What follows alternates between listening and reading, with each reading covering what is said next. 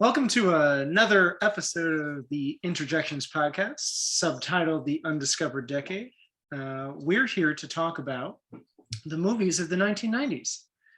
And now we're in November 1991, where we're talking about I would say, undersung film, maybe just kind of overshadowed by Goodfellas and a slate of gangster films over the course of the last few years. Billy Bathgate. Right. It's a Robert Benton gangster drama, which takes a fictional character, but I guess it's a composite of 4 different people that might have been around that era from what I saw, and is kind of like the protege of Dutch Schultz, this infamous gangster in Ondango, New York. Am I pronouncing that right? I'm not sure. I believe so. There's a bunch of interesting Native American towns like Ondago, Oswego. So I think it's just one of those. I'd never heard of it, but it could be a fictional version of those as well. Right. That. So it's basically his coming of age story interspliced with some of kind of Dutch Schultz fall from grace. This is right before the end, right before his assassination. Not that that's a spoiler or anything. Yeah, but it's told. Got offed. Got whacked.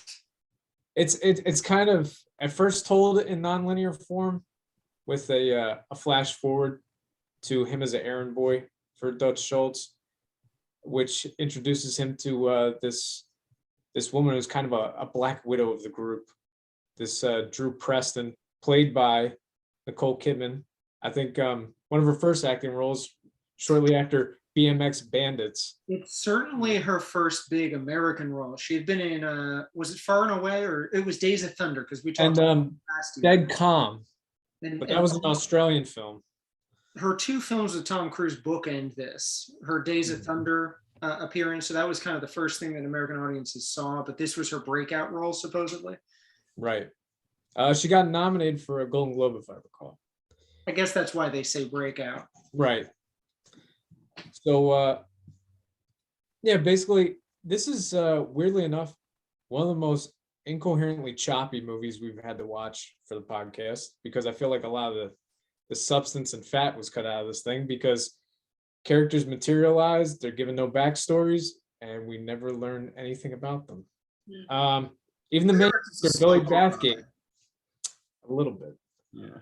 Even everybody, well, you learn about characters through expository dialogue. For instance, at the beginning, the movie starts off with Billy becomes a stowaway on this like tugboat barge, where Dutch Schultz is kind of like harassing and beating up one of his underlings, played by Bruce Willis in an extended cameo.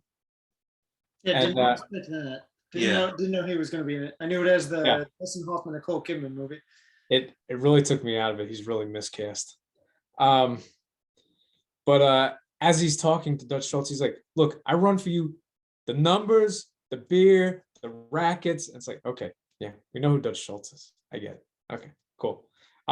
So you can tell this is kind of Tom Stoppard's way of sprinkling in some biographical information, since he's a playwright.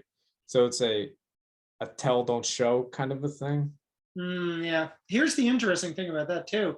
Loren Dean, who plays this upstart that comes on the boat, it's completely silent as he arrives. We don't know what's going on. They could be smuggling beer or just transporting. Or I thought at first maybe it's like his origin, where he's from Ireland and just jumping on the boat to get to. I don't know.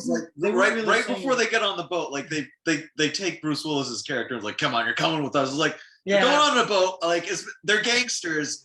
You should know where this is going. But they're gonna be swimming with the fishes. My point of that too was that he just kind of stands there and watches all this telling. So you don't know what he's doing there. Well, that's the whole movie. He does that throughout everything, though, and it's almost like Billy Bathgate is just supposed to be the audience. He's wandering through the mafia underworld of the 1930s. He's passively reactive. He just eavesdrops on every conversation. Yeah. And then gets really fucking angry at the end. Yeah, it's a completely useless, nondescript cipher of a character. It would have been better if Stoppard had taken his previous project, Rosencrantz and Guildenstern, and kind of adapted it in a mafia world. just had one person who's always there at all these famous moments of mafia history. Yeah, like a Zelig type character, maybe. Yeah, exactly. It felt like, Goodfellas in the 30s, but minus the voiceover. That was not nearly as Like, good as that. Right. No, but I mean, Exactly. but what I'm saying is like, and I was telling Tristan this when we watched it. As far as like character development and stuff, like you get what you sign up for when you watch this movie. It's like it's a mobster movie, to the point where like I was having trouble keeping track of the names because everyone was the same. Everyone was just angry, Irving, and doing like terrible Italian accents, and it was just like I don't know. Like Irving, and well, I didn't even know that this was semi-historical until like Lucky Luciano pops up, and you're like, oh, Stanley wait. Tucci. Was everybody else? Yeah, it had. Tristan, what did you say that movie had? A touch of the tooch, slipping in there. Right. It's funny. He has two cameos in our podcast. He caught me off guard, Stanley Tucci. A quick change. That's That's right. What? Yeah, I had heard he was in it, but I didn't know it was as Lucky Luciano. Yeah, the fact that it was Luciano was what I didn't know. Yeah. So, Steve Buscemi also has his second appearance on our podcast. He's Irving, right? Again, in sort of a gangster role, but a much more significant role. Yeah, as Irving. But my head canon right now is that, because this movie came out in 91. Mm-hmm. Buscemi's playing like an underling, but it takes He's place in 1935. 30, maybe almost 30. Yeah. And then, eventually he becomes Nucky Thompson in Boardwalk Empire in the mid 2000s. Or what is that, 2010? 2010, yeah. 2010. So chronologically speaking, since that takes place in the 20s, this is Boardwalk 35 when it ends for sure. What's that? It's 1935 when it ends for sure. Right. No, but old Steve Buscemi could chronologically, theoretically be young Steve Buscemi's father. Bobby or whatever the kid's name is. Or an illegitimate child. He did sleep around with a lot of hookers. Yeah, this is the one and of a lot of the record showgirls. player. Yeah. Her son. But I don't know. It's funny. Yeah, I liked him too. I mean, he's not showy like he is in some Coen Brother movies later. Obviously, he's subdued in Big Lebowski, but this shows his penchant for just like disappearing into the scenery when he needs to, but coming out when he needs to show up. I liked when he was trying to offer Bruce Willis something because he knows he's dead. He's like, I can give you a cigarette. I don't know. Yeah. I feel bad, but this is what I do. He's very much like the nice guy henchman. Yeah. He's just like, I'm just here for the money, and I'm like, I'm gonna try to make your suffering as less suffering. Yeah. He also towards the end, he and the other guy know they're probably doomed. There's no reason for them to leave. Same as Stephen Hill. Stephen Hill tries to get. Stephen Hill's the best part of the movie. Yeah, Stephen Hill was my favorite. Otto. He's like the consigliere, I think. Yeah, that's what you would say. And it's for people that might not know who Stephen Hill is. If you ever watch Law and Order, he ended up being the ADA for the first 10 seasons. So that's where you might have seen him. But he was a character actor in a couple of films in the 50s and 60s and did a couple of TV shows. He's in the original Mission Impossible for the first season. But yeah, he had all the best lines. He had the best written role. He's been acting the longest, so he should get the best lines. Yeah. This is why I wore this, because he told the kid, "You got to wear your best. You embarrass me with what you're wearing."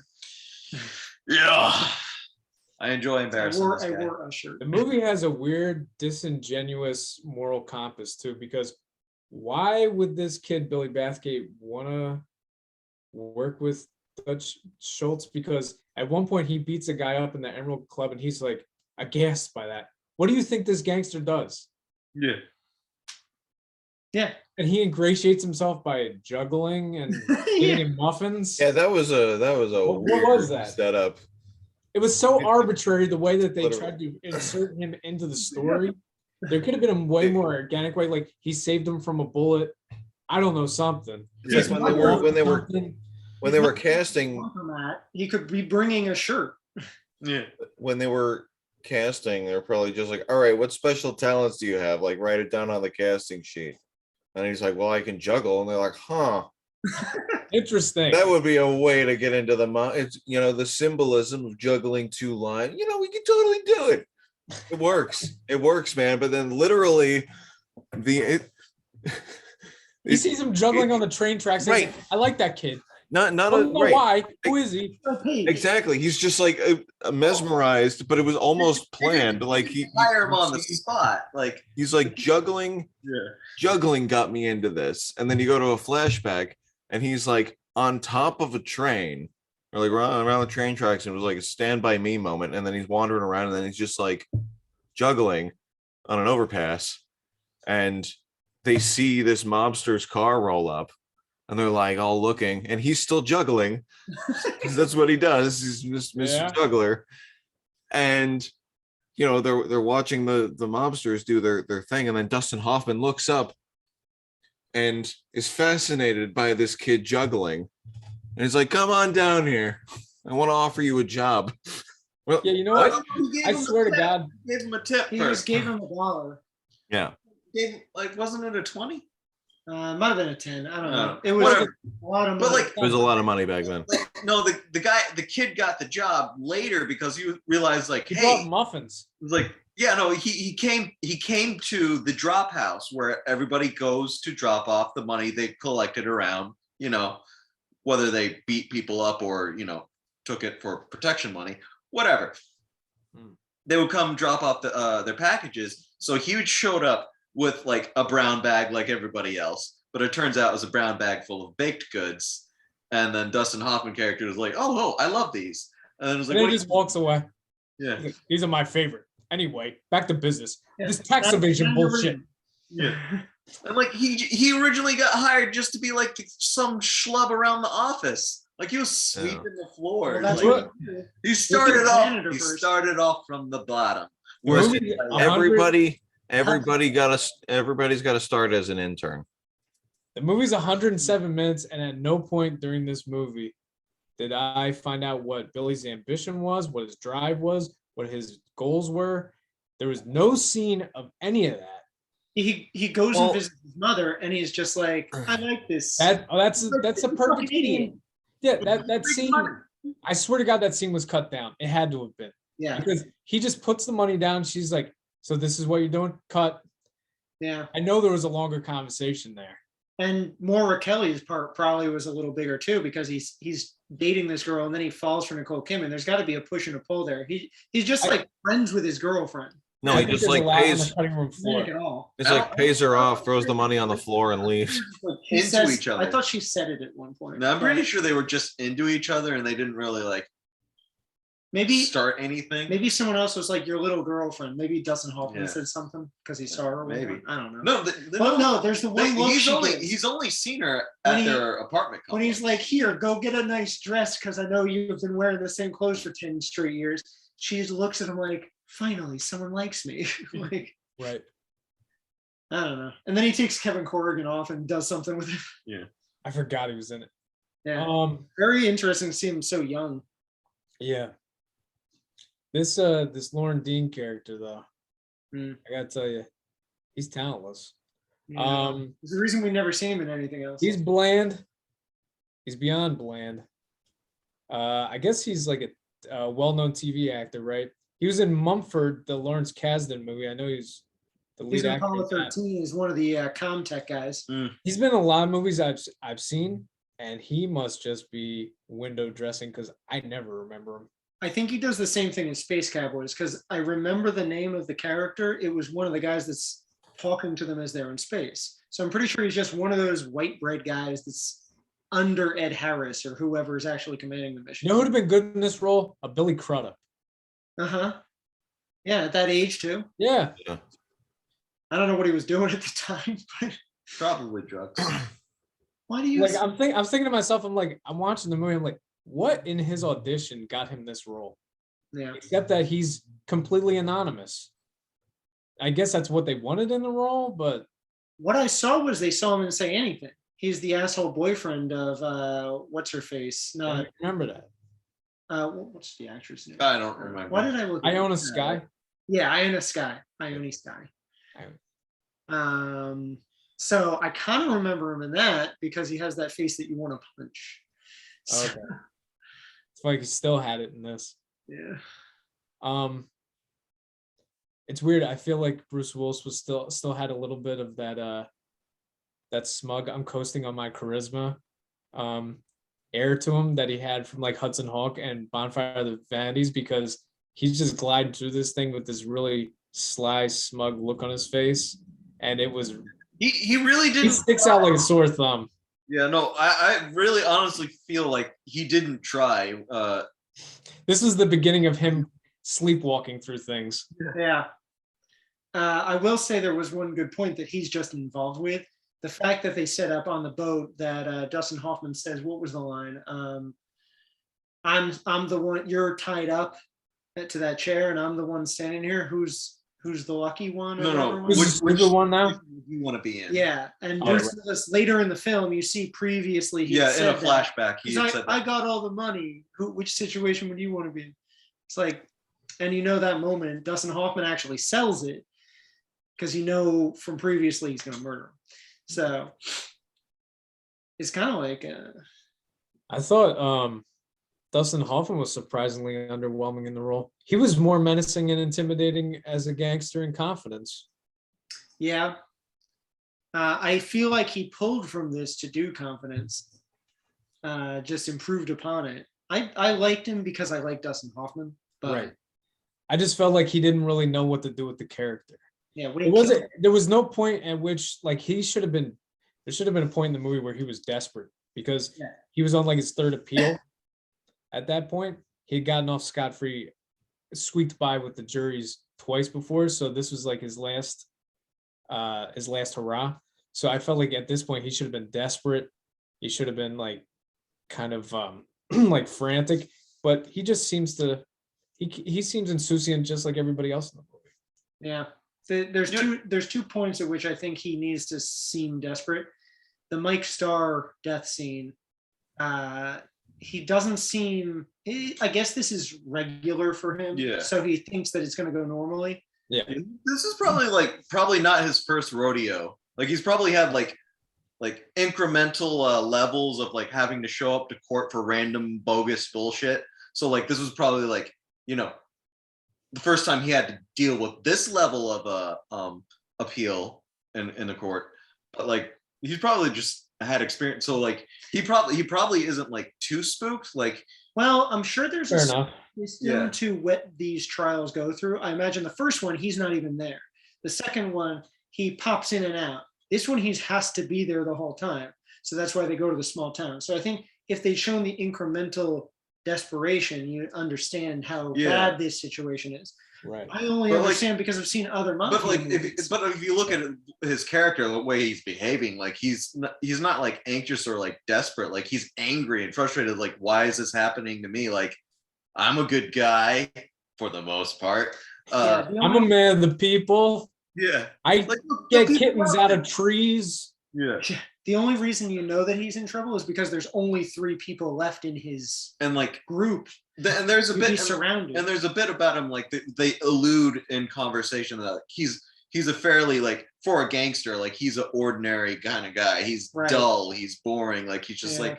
like so like More and he- tell, don't show. and like he doesn't seem to be the guy that kind of like looks beyond like helping his crew the way that he should. He like the big because picture. because they also like one of his big faults was like he's cheap. He doesn't pay his men like as good as they should be paid. Mm. And then like closer to the end of the movie, like right before they get whacked, Otto was like telling the kids like you should have seen him when he was younger in his prime. Like now he's just like, so it's like an old gangster that wasn't really all that great and is mediocre is kind of just meeting his end. I hate to say it because it's Scorsese, but The Irishman shows that sort of thing obviously much better. But that's Right, yeah. like an opus that. Again, that movie had way more time afforded to it, so Yeah. it developed those things, which I And think this he's movie young may have movie. had. I feel like there was a director's cut. Yeah, there could be a lot on the floor left behind. It feels Cliff Notes. Yeah. Yeah, no, it's it feels like more like typical of like the early 90s where like it's just a lot of exposition to get the story going along. It's weird because like nowadays we bemoan like movies are too long. Like Yeah. this movie could have afforded to be a little bit longer. Yeah. Mhm. Like I think this is like Flesh out some this things. movie probably should have been a made for TV movie. At the level it's at, yeah. Yeah. Did you notice Xander Berkeley plays Nicole Kidman's husband? I swear to God, he was dubbed.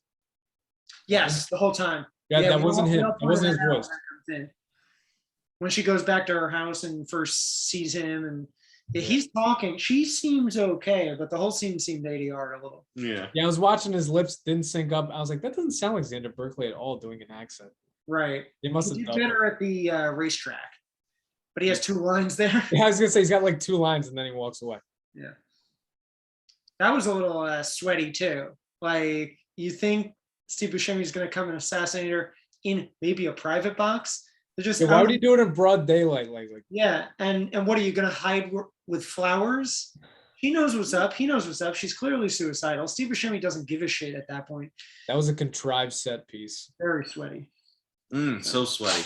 You know what are some other sweaty scenes? When Sex Nicole Kidman's scenes? naked. Okay, well you Yeah. Yeah. Oh, Jimmy's favorite part. No, well, I mean, I had to beat you to it because normally you're the guy that, like, you know. Yeah, you know, It's we true. did- I was surprised. You threw me for a loop there, James. I interjected. Aha. Ah, Oh, right. The title of the podcast. That's what we do. yeah, she's naked throughout the movie. I thought. Yeah, I felt like that was Maybe that supposed one scene that- Really, she was naked the whole time. They just painted her clothes on the floor Yeah. in post-production. Yeah, That's where all that money went apparently, because when you watch the movie, I can't believe that this thing cost 50 to 70 million, because that beginning scene where he gets on the boat looks like a backlot set. like I know. It doesn't- I mean, when you look at that cast, though, Yeah. you know, with Buscemi and Tucci and Oh, back Hoffman then they and didn't Kidman. have any. Right. They weren't Who's committed. got Kidman didn't, but I don't The only know. person that would have got paid that much was Dustin Hoffman back then, because even Bruce Willis wasn't getting that much money. You know, probably most of the budget was for, like, you know, the set design, like to get the costumes were era good. right. The costumes It were was- fairly accurate. all the cars too. Yeah. Which So, like, one of the they things had and more- So they probably couldn't afford to make the you know, the acting or the writing any better. Well, we that's just right. need the budget. Like, we kind of just gotta get through this. What we got is what we got. As good as he Yeah. is, I'm not sure Tom Stopper is the right guy to have taken on this project. Mm-mm. I mean, it's E.L. Doctorow who did Ragtime. It was his novel. It was also written in '89. So I don't know if this is like a poorly nostalgic look back at the 30s from Doctorow's standpoint. Obviously, I assume none of us have read the novel Yeah. because I didn't know it existed until last night No. when I was doing a little research on this. And Stopper may have liked the novel, but maybe the subject matter is just dull. You know, maybe he couldn't find a way to make it stand out, especially, like I said, with Goodfellas just coming out and being huge. Right. You know, I think Boardwalk Empire captures what this era wanted, like what people wanted to recapture, Yeah. is what I should say. Like gratuitous amounts of gangster violence, sex, It's hard to make a and hard to make- jazz. In not period rock, vehicles. Jazz. Yeah. it's hard to do a Which- whimsical coming of age story inside of a gangster movie, but they Can try. Can I just rant about like one facet of movie making though, is when you're trying to make a period piece, you know, and you have all of these rented vehicles that are owned by private owners, you never see a dirty car in these old like 1930s yeah. movies. You're right. Because you're like, because doesn't they, feel you lived know, in. they're on rental, so they're not gonna like, they can't dirty them up or anything. So every single car is spotless, even the ones like down by the dockyard. Mhm. Right. They don't feel lived in. just a thing. The dockyard reminded me, now that you're saying the budget was so high, I'm surprised. The final scene where Loren Dean kind of gets away, he's on pretty much the same dock that he was always getting info. What I'm thinking is, because from what I read from the production, is that Robert Benton, the director, and Dustin Hoffman, who previously worked on Kramer versus Kramer together, great movie, were getting into a lot of arguments and was causing a lot of delays. So I don't know if that may have been the cause for other problems, but in terms of period detail, I think Cotton Club went way above and beyond for this, and that was a lower budget. And the interesting thing is, they brought this originally to Katzenberg to produce, and he's like, the budget's way, or he brought Warren Beatty brought Bugsy to him, and he's like, that budget's way too high. 40 million, there's no way we're gonna be able to make that money back. And then he greenlit this, and this inflated to 50 to 70 million. And that movie's way more well respected, made a killing at the box office, and this tanked and is largely forgotten about. Interesting. Yeah, I think Robert Benton basically disappears after this. He does Nobody's Fool in 3 years, and that's really the... Bruce Willis has a cameo on that. And isn't it Paul Newman's second to last Oscar nomination? It's really just an opportunity to get another good Paul Newman movie. I've heard it's fine. But then he does The Human Stain and The Feast of Love, which are forgettable films in the 2000s. He's actually around still, but he's not really done anything since Billy. He wrote, him and Robert Russo wrote Ice Harvest. Oh, so he did do one more thing that's actually... he's still, I think he's largely a screenwriter now, so he doesn't direct. Yeah. Maybe he touches up scripts. He's a script doctor or something. You never hear about that sort of thing. So maybe he's just a respected writer now.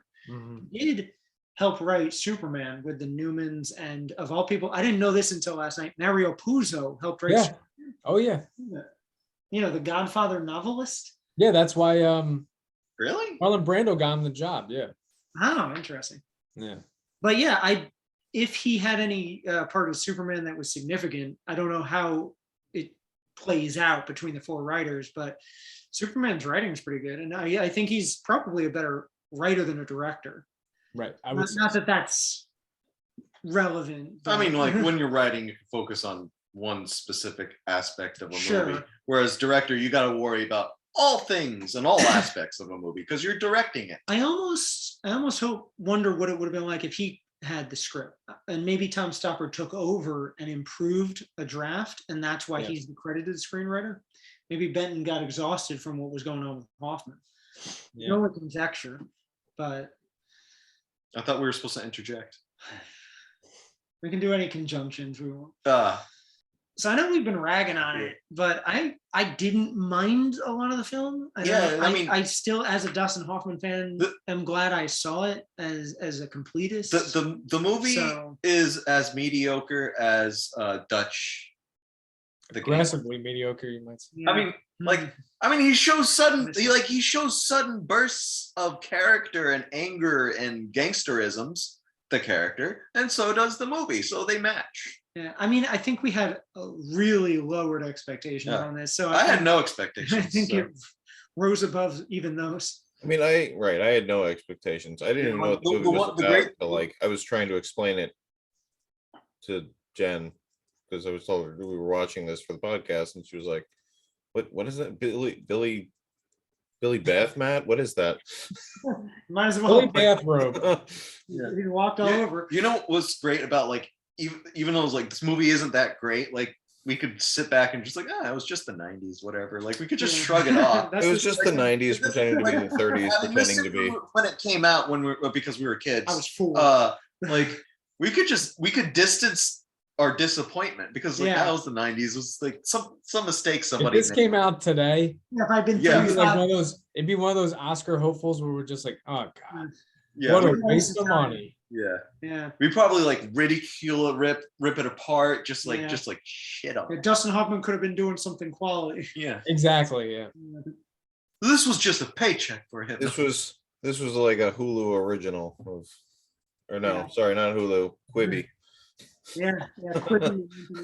Could you imagine like what kids or even us like would think about like the content that's coming out today? Like just watch it like 20 years from now and be like, wow, what the what were we watching back then? Well, I even think Yeah. Corey and I, when we first met, we would see everything. And Right. I look back on some things and people just haven't heard of them. And I'm like, I saw that in the theater. And you're acting like it's this weird thing, like you're discovering like a hidden gem. And that's What's all. Wicker Park? Yeah, Wicker Never Park. heard of it. Yeah, Good movie. fantastic film. But no one Yeah. even knows who, see, I'm even forgetting his name, Josh Hartnett. Yeah. Josh Hartnett's disappeared. So like all these kids that are teenagers now probably don't know who that is. He was in Swim Fan and then got typecast. He was a Swim fan? I don't think he's in Swim Fan. No, Remember wait. the kid, Who am I thinking of? the kid from Yellow Dog Okay. Far From Home. Yeah. Jesse something. Yes, you're right. Josh Hartnett's Pearl Harbor. So people know that, and it's like been The Faculty. faculty.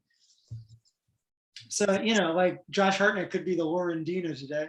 Oh god, he's more talented than Loren Dean. I thought he was. He's He was trying a to zero. come back, too, Oh yeah, it was Jesse Brown. and being the best partner. It's the dude from Clock Stoppers. Oh Yeah, yeah. yeah. That Jonathan Frakes movie. Which is another wonderful gem.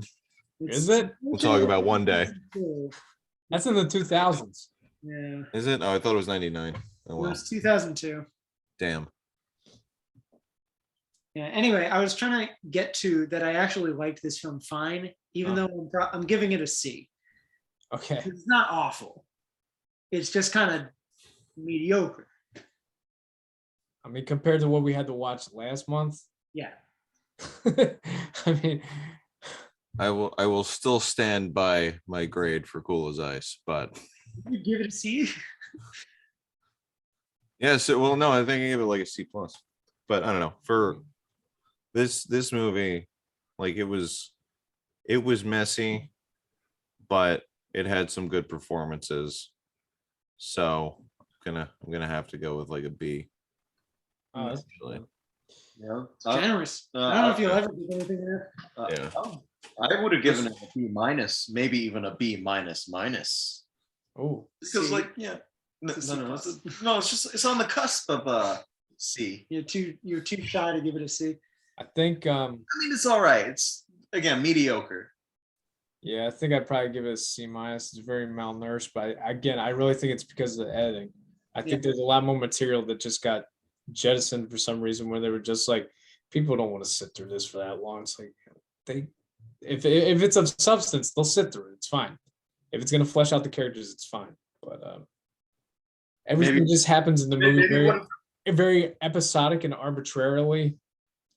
There's no build up to anything, and there's no, like Jeff was saying, character development. There's none. You're just supposed to assume that you know who these people are. Right. I mean, feel they like follow the tropes, right? Yeah, no, not really. It's on a basic level Yeah. there, but like I don't know why I care about Nicole Kidman being drug along through this. Don't care. Didn't care about the romance either. I don't think her character cared either. Like she was just like, oh yeah, I'm being like gangsters are taking me, whatever. There's something like- there about her being suicidal, and they don't play into any of that. It's she's sad about Bruce Willis, and you said she's kind of a Black Widow, so she's been with other people too. I Right. didn't even get that. So it's good Um, to see Nicole Kidman in general, but like she's given nothing to do. When they go out, Loren Dean and Nicole Kidman to the reservoir and she jumps in and everything, that could have been a very poignant moment, and it's just kind of stylistically flat. right. well, except for Moving part- they intercut it with Bruce Willis being thrown in the river. Yeah, You know what's weird? On top of what you're saying about Nicole Kidman's character, at one point they're having that conversation how they get out of the movie theater, and he goes, "But you're Dutch Schultz's girl." And I was like, is she though? I haven't really seen many scenes with the two of them other than that scene on the boat after Bruce Willis gets killed. They really have no scenes together. It's funny you say that because I didn't know her last name, and he says go check on Mrs. Powell or whatever actual last name. Preston, I think, yeah. Preston, yeah. And I'm like, wait, is his wife with them? And later Otto says, yeah, we're all married, kid. We all have girls. And I'm like, I thought he brought his wife and his girl, and he's not even paying attention to his girl. So I was totally confused about that. I'm like, he Yeah. really hasn't done anything with her yet. No. Well, there's an innuendo when they were on the boat. Like That's it. Yeah. That's it. That's it. That's the only scene they have together. And then it's off screen too. Well, it's kind of almost off screen. It's like right He's there. It's walking down the stairs, literally off of the screen. walking down the stairs and he sees through the slits of the door. Like That's every scene with him. There's that one scene where he's a peeping they're Tom. talking about killing her, and he's standing outside the door, and all of a sudden he makes a sound towards the end, and and then Stephen Hill comes out. He's like, "What was that?" Oh, it's nothing. Don't worry about Yeah. it. He's a peeping Tom. The kid's a peeping Tom. What did you say about Loren Dean? That he was just always there, mouth agape. He's the watcher. Right. Yeah, He's the watcher. He's the supposed watcher to be. He's the creeper in the Marvel. corner. Yeah. He's the audience. He's supposed to represent the audience, and he's Let just us like. represent ourselves. I really hope the audience isn't that boring. But as far as like, let's go on a tour of the seedy underbelly of 1935 New York. Didn't get that seedy. No. No. No, Well, it was technically They it was went a up and beat up the Touchstone shop owner. That was picture, about all I which saw. means it was technically owned by Disney, so they couldn't get as seedy. Like Katzenberg was the Wait a producer second. on this. They showed full frontal nudity in this, though. I know, so it was like pick a lane, man. Yeah. Like, but it was artfully. Was it though? She had a merkin on, at least, I guess. Like, like she takes off her like thing, jumps in Negligee. and Yeah, but she's nude before that, also. yeah, she is. There's a flash cut. But, of like, her she's taking supposed- off a robe and it cuts. But she's supposed to look like a 1930s pinup girl. I mean, she's With a red merkin on. with the yeah. He's just one bad guy, good guy in a bad situation by his own. I think he's- the kid wanted to be a gangster. He Yeah, didn't by know his what own he was choice. getting into. So it was one dumb guy in a I think it's a neutral awkward guy. situation, An annoying situation. an awkward situation. Yeah, the whole thing felt awkward. That's what it is. He's chaotic neutral. Yeah. Yeah. I'm actually surprised nobody's like had decked the kid earlier in the movie. It's like why you gotta be creeping around and listening. Yeah. Yeah, I mean that's You're the intern. You're not supposed to act like an intern. Well, when he smacks the coffee out of his hand, he's like, "You're always here, listening in on business you have no part of." That's about it. That's the only time he gets scolded for that.